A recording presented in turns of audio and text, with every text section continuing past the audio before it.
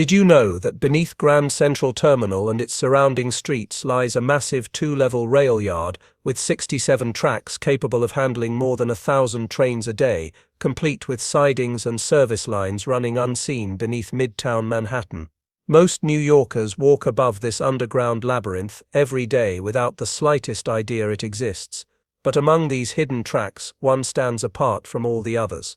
Deep beneath the Waldorf Astoria Hotel, sealed off from public view and shrouded in decades of secrecy and speculation, lies Track 61, a private railway platform that once served as a clandestine entrance for presidents, generals, and Hollywood celebrities who wanted to slip into the city's most elegant hotel without anyone knowing they had arrived. This isn't just another forgotten piece of New York infrastructure. Track 61 is connected directly to the Waldorf Astoria through a freight elevator large enough to lift an entire automobile from the platform level up into the hotel's private garage. Imagine armored presidential train cars rolling silently through underground tunnels, rising through the hotel's sub-basement, allowing the most powerful person in the world to step from their private rail car directly into a luxury suite without ever setting foot on a public street. It sounds like something from a spy novel, but it's absolutely real. This isn't just another forgotten piece of New York infrastructure. Track 61 is connected directly to the Waldorf Astoria through a freight elevator large enough to lift an entire automobile from the platform level up into the hotel's private garage. Imagine armored presidential train cars rolling silently through underground tunnels, rising through the hotel's sub-basement, allowing the most powerful person in the world to step from their private rail car directly into a luxury suite without ever setting foot on a public street. It sounds like something from a spy novel, but it's absolutely real. Over the years, Track 61 has been used by presidents seeking to hide the extent of their disabilities, by generals coordinating secret wartime strategies, and even by Andy Warhol, who threw one of his legendary parties on the dusty platform in the 1960s. Cold War planners listed it as an emergency evacuation route for heads of state during nuclear threats. Urban explorers have risked arrest trying to photograph it. Documentaries have called it everything from a presidential bunker to a phantom station. Yet for all the stories told about Track 61, most of what the public believes about this hidden platform drifts somewhere between documented fact and urban legend. So what's the real story behind this underground mystery? How did a simple freight siding become one of New York's most enduring myths? And why does a platform that hasn't seen regular use in decades still appear in Secret Service security documents? The answers take us back to the early 20th century, to a time when New York was transforming itself into a modern metropolis, and when the construction of Grand Central Terminal would create an entire hidden world beneath the streets of Manhattan. To understand Track 61, we must first understand the monumental engineering project that made it possible. In the early 1900s, New York Central Railroad faced a crisis. Their existing Grand Central Depot was outdated, dangerous, and wholly inadequate for the city's explosive growth. A catastrophic crash in the Park Avenue Tunnel in 1902, where smoke from steam locomotives caused a collision that killed 15 people, forced the railroad's hand. The solution would be radical: electrify the entire system and build a new terminal that would become an architectural masterpiece. But Grand Central Terminal, which opened in 1913, was far more than just the magnificent Beaux Arts building that passengers see today. Beneath that iconic facade, engineers created something unprecedented in urban infrastructure, a two-level network of tracks extending deep underground and spreading out beneath the surrounding blocks of Midtown Manhattan. This subterranean rail yard contained 67 tracks capable of handling more than 1,000 trains daily, with complex switching systems, service lines, and storage sidings that formed an invisible city beneath the city. The scale of this underground construction was staggering. Workers excavated millions of cubic feet of Manhattan bedrock, creating caverns large enough to park locomotives.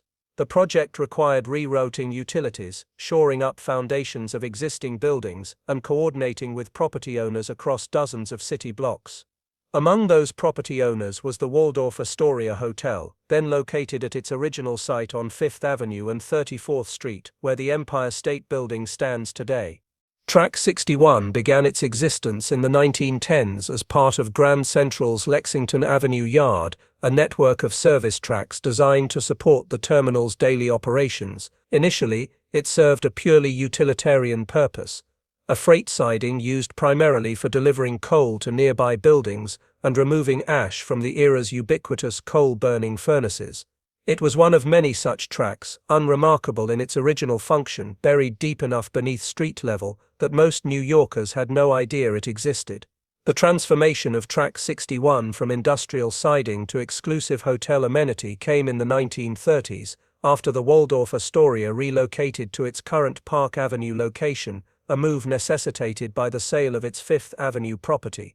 The new Waldorf Astoria, which opened in 1931, was designed to be the world's largest and most luxurious hotel, a glittering symbol of elegance during the depths of the Great Depression. Standing 47 stories tall with its distinctive Art Deco towers, the hotel boasted over 1,400 guest rooms, multiple ballrooms, its own private railroad siding, and most unusually, direct access to the railway network below. The connection was ingenious in its conception. A freight elevator, specially constructed with dimensions large enough to accommodate automobiles of the era, linked Track 61 directly to the hotel's sub-basement. This wasn't simply a service elevator for luggage and supplies, though it certainly served that function. The elevator was specifically designed to allow entire cars and potentially armored vehicles to travel from the platform up into the hotel's garage facilities. From there, VIP guests could enter the building through private passages, completely bypassing the public lobby and the inevitable attention that came with it. This arrangement offered something that wealth alone couldn't buy in 1930s New York: absolute privacy. For a generation of celebrities, business magnates, and political figures who lived increasingly in the public eye, the ability to arrive and depart unseen was invaluable. The platform became a discreet back door to one of the world's most famous hotels, a secret that was known to hotel management, railroad officials, and a select circle of guests, but remained largely hidden from the general public. The most famous chapter in Track 61's history involves Franklin Delano Roosevelt, the only U.S. president to use it with any regularity. Roosevelt's relationship with Track 61 has been embellished over the decades into something approaching mythology, but the core facts remain remarkable enough without embellishment. Roosevelt contracted polio in 1921, which left him paralyzed from the waist down. Throughout his unprecedented 4 terms as president from 1933 to 1945, Roosevelt and his staff went to extraordinary lengths to conceal the full extent of his disability from the American public. In an era before modern disability rights, there was genuine concern that visible evidence of his paralysis might undermine public confidence in his leadership, particularly during the crises of the Great Depression and World War II. When Roosevelt needed to travel to New York, which he did frequently both before and during his presidency, Track 61 offered a solution to a pressing security and image problem. His armored train car could pull directly into the platform, completely hidden from street level. The car itself, a heavily modified Pullman fitted with armor plating and bulletproof glass, could then be lifted via the freight elevator directly into the hotel. Roosevelt could transfer from his train to his vehicle in complete privacy, away from photographers and crowds, and enter the hotel through secure back passages. The physical evidence of this arrangement remains visible today. The platform includes a section of rail gauge that matches presidential train specifications, and the dimensions of the freight elevator align precisely with the measurements needed to accommodate Roosevelt's armored car. Security documents from the era reference Track 61 as part of presidential protection protocols when FDR visited New York. However, the legend has grown well beyond these documented facts. Popular accounts often claim Roosevelt used Track 61 dozens or even hundreds of times, that an entire armored train was kept in constant readiness beneath the hotel, or that elaborate bunker facilities were constructed for presidential use. The reality appears more modest. Historical records suggest Roosevelt used Track 61 on perhaps a handful of occasions when circumstances demanded maximum security and discretion. Most presidential visits to New York involved conventional motorcades and public appearances. The hidden platform was an option, not a routine. Beyond presidential visits, Track 61 served a broader clientele during its mid-century peak. Generals arriving for United Nations meetings in the 1940s and 50s reportedly used the platform, as did certain Hollywood celebrities who valued discretion above publicity. The Waldorf Astoria was, after all, the hotel of choice for visiting dignitaries, movie stars and business titans, and for those who wanted to avoid the crush of photographers and autograph seekers in the lobby. Track 61 offered an elegant solution. Verifying specific uses is challenging, as the hotel and railroad maintain strict confidentiality about platform access. No guest registry exists for Track 61, and those who used it generally preferred that their comings and goings remain unrecorded. This very secrecy, of course, has fueled decades of speculation about who might have used the platform and why.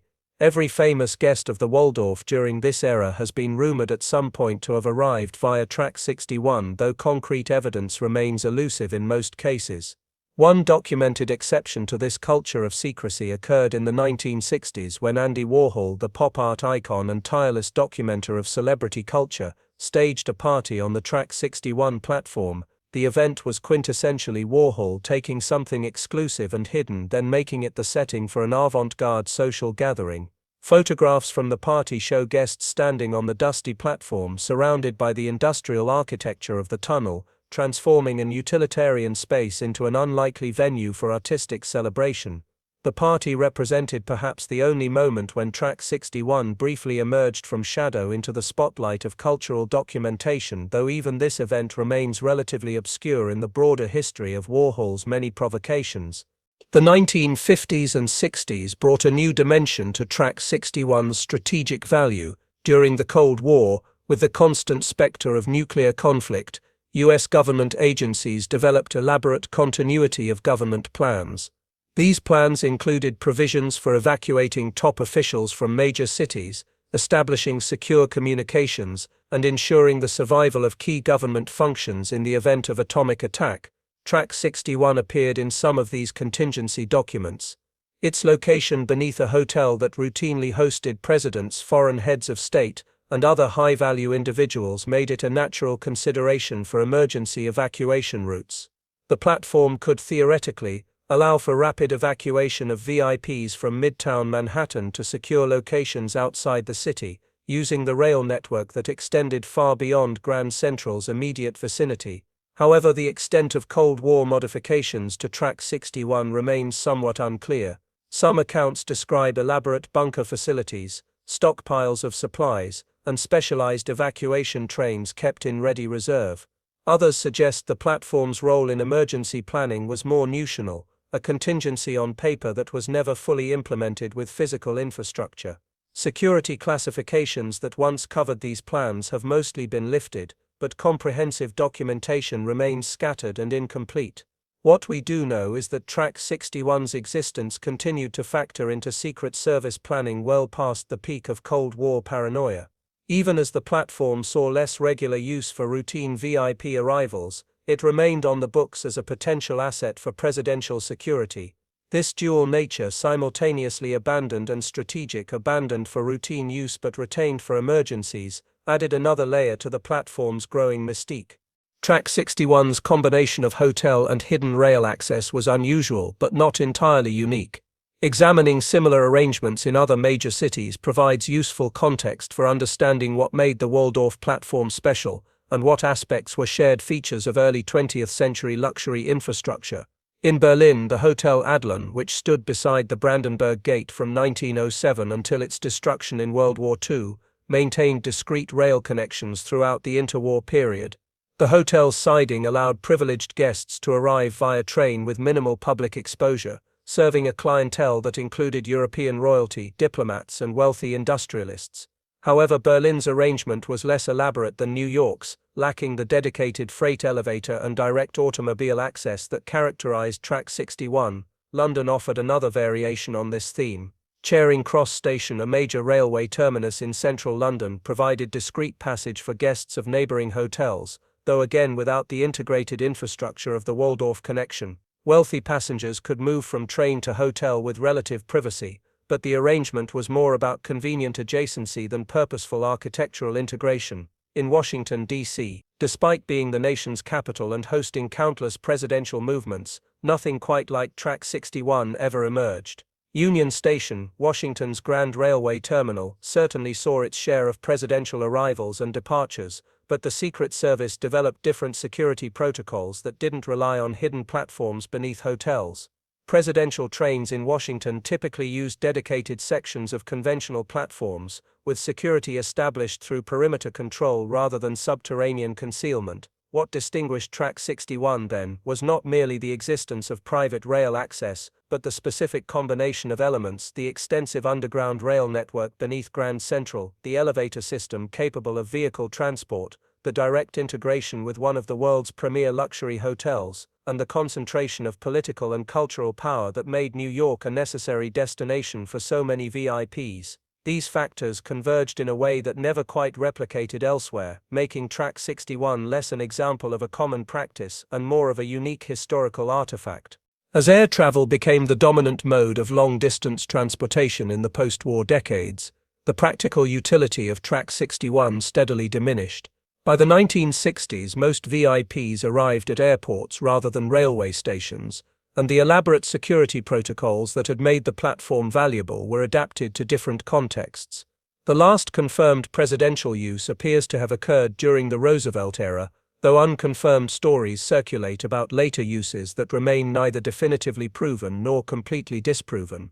The platform didn't close with any formal ceremony or announcement, it simply fell into disuse. The tracks remained in place, the connection to the hotel still functioned mechanically, but the traffic that had once justified its existence had moved elsewhere. Maintenance visits became sporadic, and the platform took on the dusty, abandoned quality that urban explorers find so compelling. Yet even in dormancy, Track 61 retained its hold on New York's imagination. The very lack of regular access made it more intriguing, not less. As the decades passed and personal memory of the platform's active use faded, the stories grew more elaborate. It became not just a private platform but a presidential bunker, an emergency government shelter, a secret tunnel network extending throughout Manhattan, and a repository for mysterious artifacts from bygone eras.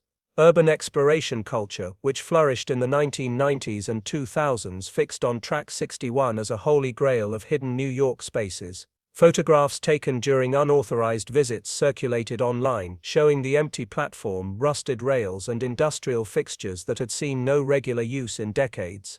These images fueled further speculation and elevated Track 61's status from historical footnote to urban legend. Tour guides incorporated it into their narratives of secret New York, often repeating claims that had grown in the retelling beyond what historical evidence supported. Documentaries and articles about Track 61 multiplied, each adding new layers to the mythology. Some treated it as a Cold War relic, emphasizing nuclear-age contingency planning. Others focused on the Roosevelt connection, occasionally exaggerating the frequency of presidential use. Still others framed it as part of a larger narrative about class privilege and the lengths to which the wealthy go to avoid public contact, a theme that resonated in an age of growing inequality. The reality, as is often the case with urban legends, was simultaneously more mundane and more interesting than the myths suggested. Track 61 was indeed a remarkable piece of infrastructure, a genuine example of how wealth, power, and engineering ingenuity intersected in early 20th century New York. It did serve presidents and celebrities, did provide unprecedented privacy, and did represent a kind of exclusive access that most New Yorkers would never experience. But it was also primarily a storage spur adapted for hotel use, a practical solution to a particular set of circumstances rather than the elaborate conspiracy that popular imagination sometimes depicted. The story of Track 61 extends beyond the specific facts of its construction and use to illuminate broader themes about New York City, about power and privilege, about infrastructure and imagination, and about how we construct narratives around urban spaces. At one level, Track 61 represents a particular moment in urban development, when massive infrastructure projects like Grand Central Terminal created opportunities for innovations that seem almost fantastical today. The idea of building a private railway platform beneath a hotel, complete with elevator access for automobiles, seems extravagant to the point of absurdity by contemporary standards. Yet in the context of 1930s New York, with newly completed underground rail networks, and a culture that celebrated technological solutions to social problems, it was simply an elegant application of available resources to meet a perceived need. The platform also reflects the complex relationship between public infrastructure and private privilege. Grand Central's underground rail network was built with substantial public support and served essential public transportation functions, yet portions of it were adapted to serve an exclusive clientele in ways that most New Yorkers could never access. This tension between public investment and private benefit runs throughout New York's history, from luxury apartment buildings that occupied air rights above railway tracks to the exclusive communities that emerged along commuter rail lines. Perhaps most significantly, Track 61's evolution from functional space to urban legend illustrates how cities exist simultaneously as physical places and imaginative constructs. The actual platform, with its rusted rails and empty spaces, is far less dramatic than the stories told about it. Yet those stories have become part of New York's identity, part of the narrative that residents and visitors tell about a city of secrets and hidden layers. The myth of Track 61 is, in its own way, as important as the reality, because it speaks to our desire to believe that beneath the visible city lies another city, more mysterious and more exclusive, where the powerful move unseen. Track 61 remains one of New York's most enigmatic spaces, a place where verified history blends seamlessly with speculation and legend. We know it exists. We know its basic structure and some key facts about its use, but much about its story remains frustratingly unclear, protected by layers of security classification, corporate confidentiality, and the simple passage of time. This ambiguity is part of its appeal. In an age when digital surveillance and constant documentation make privacy increasingly difficult, there's something compelling about a space that successfully kept its secrets, that served its exclusive function and then faded from use while maintaining its mystery. Track 61 reminds us that even in the most densely mapped and photographed city in the world, hidden spaces remain, their stories only partially told. Whether Track 61 ever returns to active use seems unlikely. The world has moved on from an era when railway platforms could serve as private back doors for the powerful and famous, but as a historical artifact and as a focal point for urban mythology, its influence endures. It represents a New York that was simultaneously more secretive and more ambitious than the one we know today, a city willing to undertake massive engineering projects that served both public and private purposes in ways that now seem impossibly complex. The platform remains there, beneath Midtown Manhattan, sealed and secured, waiting in darkness. And that, perhaps, is exactly how it should be: present but inaccessible, real but mysterious, a tangible reminder that every city contains more than meets the eye, that beneath the surface lie layers of history and infrastructure and forgotten purpose, waiting for curious minds to uncover their stories. The legend of Track 61 endures not despite the gaps in our knowledge, but because of them, a perfect urban mystery for a city that has always thrived on the tension between revelation and concealment, between the stories we can verify and the ones we choose to believe.